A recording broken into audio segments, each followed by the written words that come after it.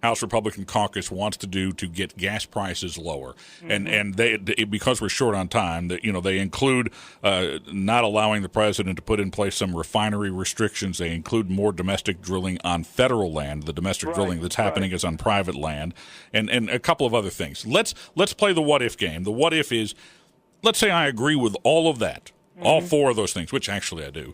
But let's say I agree with all four of that. Here's where I'm coming. What difference does it make? I mean, there is so much gridlock in Washington. You know that unless something changes in the Senate, that's not going to happen. Oh, you mean what difference does it make in terms of getting it passed into law? Yes. Yeah. Well, you're right. I mean, under our system, you got to have the House and the Senate and the President in agreement, or it doesn't become law. You're right. But part of our job is, despite the fact that we do not have the Senate and the White House, our job is to develop good ideas and pursue them, get them passed, and then take our argument to the American people and hope that the American people puts enough pressure on the Senate and the President to get some of this stuff done. Now, we have not been successful with that on every front, but I can tell you that with regard to the Keystone Pipeline, we've put a lot of pressure on the President and on the Senate, and we haven't gotten where we need to go on that. Do you think they're feeling? Do you think they're feeling the heat yet? Look, I think the Keystone Pipeline will happen. The question is, and I think the President may end up doing it after the election for political reasons, but it's the biggest no-brainer I've seen in Congress.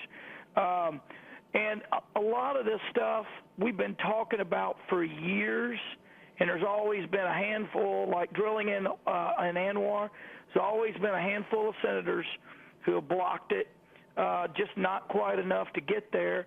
But this type of stuff, it may take a long time to get, a few years to get fully implemented, but it would psychologically have an impact on the markets if people knew we were going full speed ahead with development.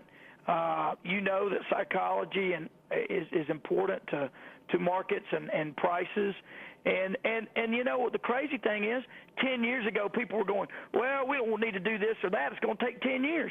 Well, don't we wish that 10 years ago we'd have been doing all this stuff? I heard that on one of the Sunday shows. Somebody said, they vetoed drilling in Anwar because it would take 10 years to get some oil. Well, that was nonsense. That's right. Now, we'd have that oil today.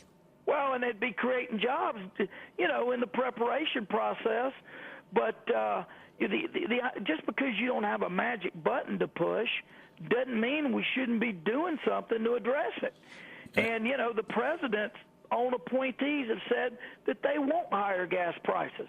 That's their public policy. Well, you guys are going to have to. You're going to have to make. We've got to go to Fox News. The House Republican Caucus is going to have to make a very strong case, but the timing's right to do it between now and the elections, and so we will talk again about it. American people speak loud enough. Maybe we can get somebody to agree with us. Congressman Tim Griffin. Thank you, Congressman. Thank you, ma'am. 7